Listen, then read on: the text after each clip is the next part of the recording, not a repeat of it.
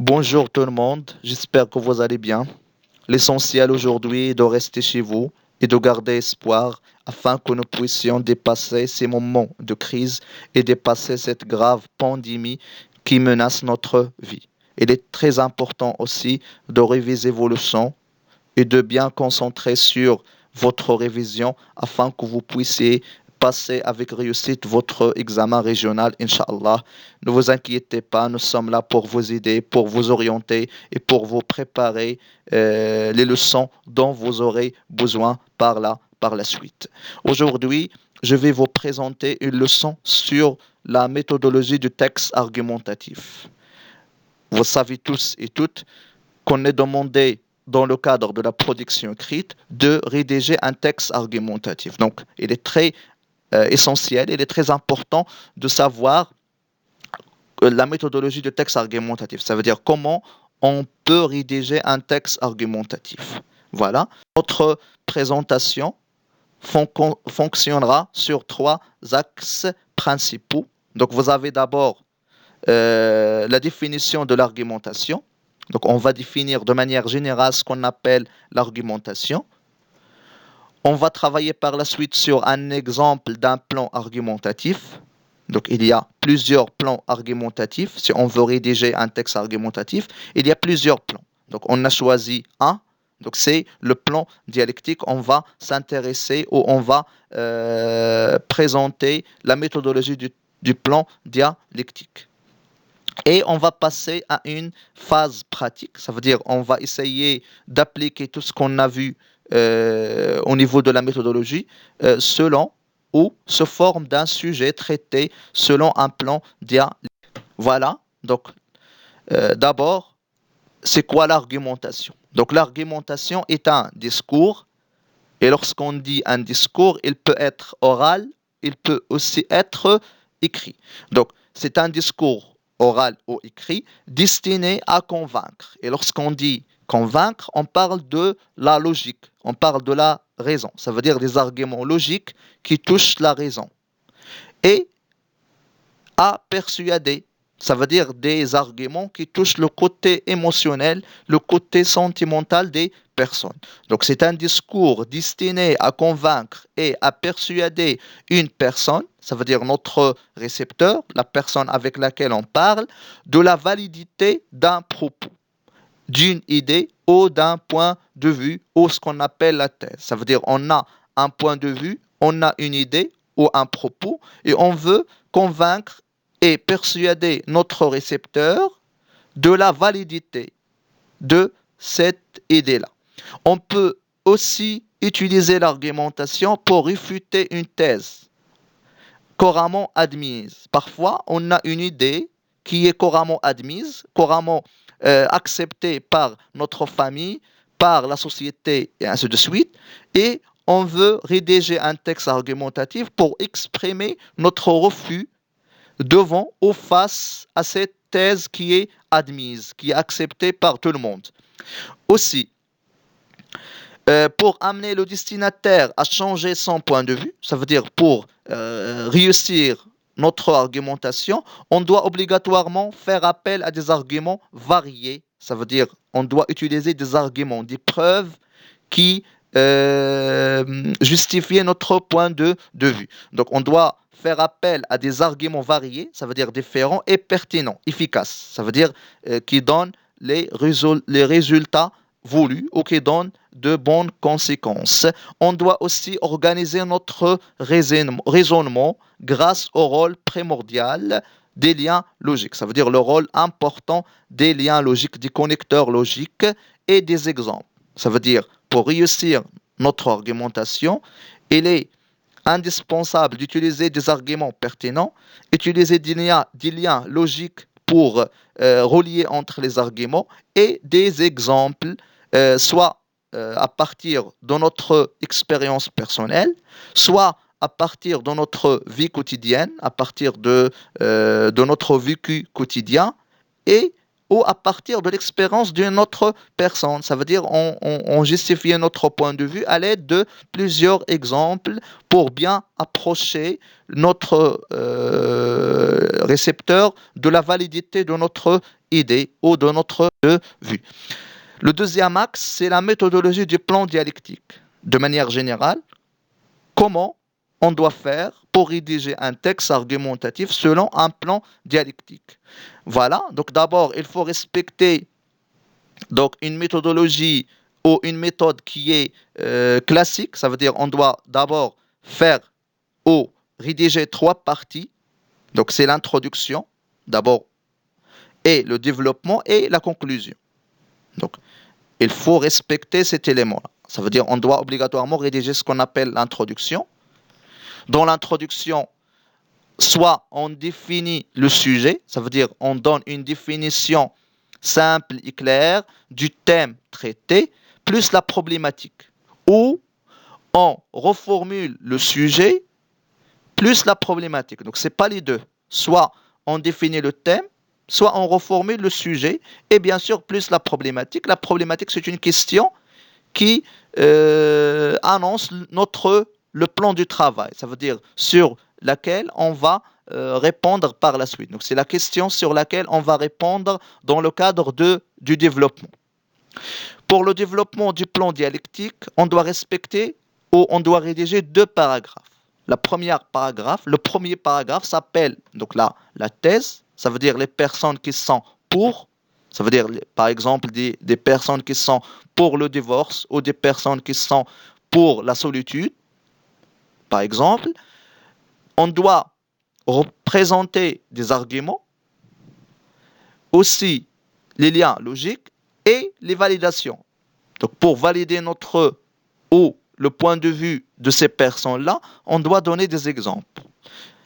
Le deuxième paragraphe. Donc, c'est le contraire du premier paragraphe. On doit rédiger ce qu'on appelle l'antithèse. Et l'antithèse, ce sont des personnes qui sont contre. Et bien sûr, la même chose, on va utiliser des arguments. Ce sont des contre-arguments. Par exemple, si vous avez des arguments pour le divorce ou pour la solitude dans le premier paragraphe, on doit donner dans le deuxième paragraphe des arguments contre la solitude ou contre le divorce. Et des liens logiques et bien sûr les validations.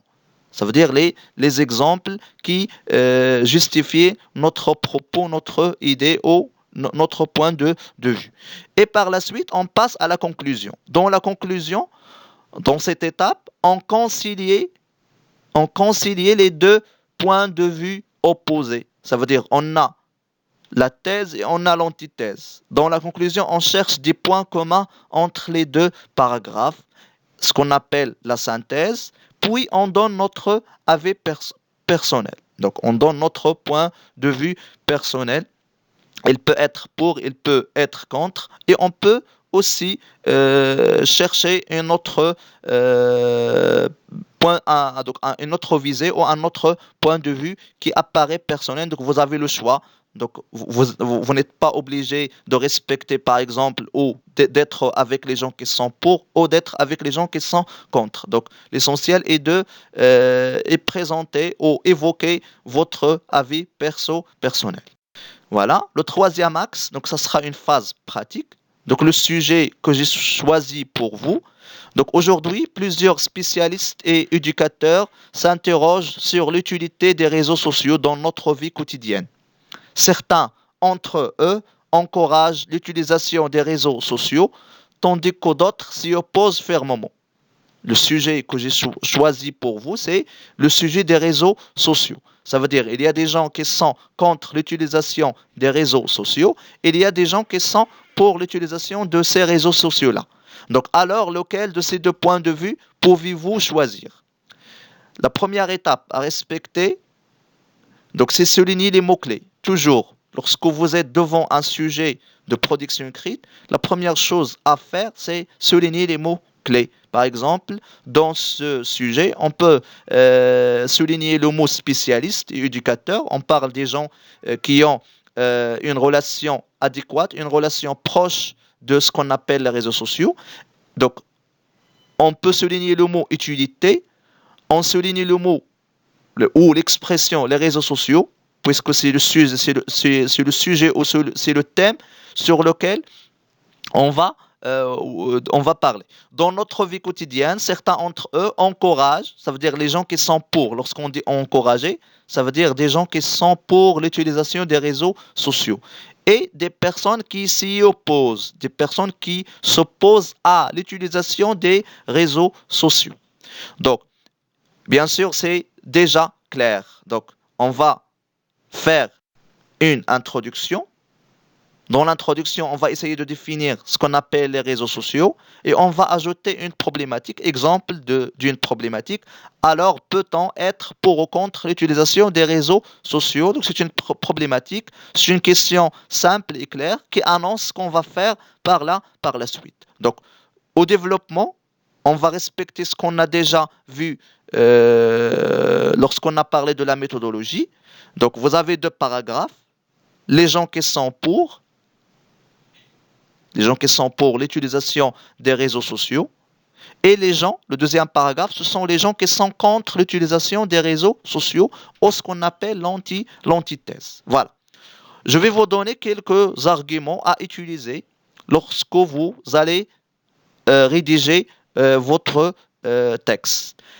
Par exemple, pour la thèse, les réseaux sociaux ont rendu la communication facile et rapide entre les gens. Donc c'est un avantage parmi d'autres des réseaux sociaux. Donc les réseaux sociaux ont rendu la communication facile et rapide entre les gens. Aussi, les réseaux sociaux ont permis de gagner l'effort, l'argent et le temps face à la découverte des nouveautés et des informations. Aussi, un autre avantage, les réseaux sociaux ont remplacé le rôle des médias classiques, ont remplacé les outils de communication classiques comme la télévision et la radio. Aussi, on peut mettre la plupart des jeunes aujourd'hui admirent les réseaux sociaux. Ça veut dire la plupart des jeunes préfèrent utiliser les réseaux sociaux par rapport aux autres médias classiques. Donc, c'est seulement des exemples des arguments qu'on peut mettre dans le cadre de la thèse ou lorsqu'on va parler des gens qui sont pour l'utilisation des réseaux sociaux. Pour l'antithèse, les contre-arguments, les réseaux sociaux font perdre beaucoup de temps aux gens, surtout les jeunes. Aussi, ils nuisent, ça veut dire qu'ils ont des dégâts. Donc, ils ont des inconvénients sur ce qu'on appelle la vie personnelle ou privée des personnes. Ça veut dire toujours on peut voir, on peut parler des vidéos qui portent des informations ou des éléments personnels qui ont en relation avec la vie personnelle d'une personne. Donc, ce qui menace la stabilité psychologique ou morale de la personne. Donc, c'est un inconvénient parmi d'autres des réseaux sociaux. Ça veut dire les réseaux sociaux, ils apportent chaque jour des rumeurs. Les rumeurs, ça veut dire les fausses informations et des fausses informations. L'utilisation illimitée, ça veut dire si on a une personne qui n'utilise pas avec limite les réseaux sociaux, peuvent nuire à la santé. Par exemple, des problèmes de vue, ça veut dire des maladies qui concernent les yeux, qui peuvent nuire à la santé personnelle. Pour la conclusion, on va mettre une synthèse d'abord, comme on a déjà vu dans le cadre de la méthodologie. Donc, c'est une synthèse. Par exemple, on peut mettre la positivité des réseaux sociaux. Ça veut dire si on veut bien bénéficier des réseaux sociaux. Donc, la positivité des réseaux sociaux dépend de la bonne utilisation. Ça veut dire on ne peut pas dire totalement que les réseaux sociaux sont nuisibles et on ne peut pas dire toujours que les réseaux sociaux sont bénéfiques. Ça veut dire c'est l'utilisation personnelle de chaque personne qui permet donc la bonne utilisation ou donc un résultat positif de l'utilisation des réseaux sociaux. Donc la positivité des réseaux sociaux dépend de la bonne utilisation. Ça veut dire si on veut bien bénéficier des réseaux sociaux, on doit les bien utiliser tout simplement. Plus un avis personnel, donc c'est à vous de parler, c'est à vous de rédiger ou d'avancer ou d'évoquer votre point de vue personnel sur les réseaux sociaux. Et bien sûr, je vous remercie pour votre attention et je vous souhaite une bonne chance. Donc, si vous essayez de utiliser ces arguments-là pour rédiger un texte argumentatif bien structuré qui respecte la méthodologie déjà expliquée, et je peux de corriger vos textes par la suite, bien sûr. Donc, merci encore une fois pour votre attention et bon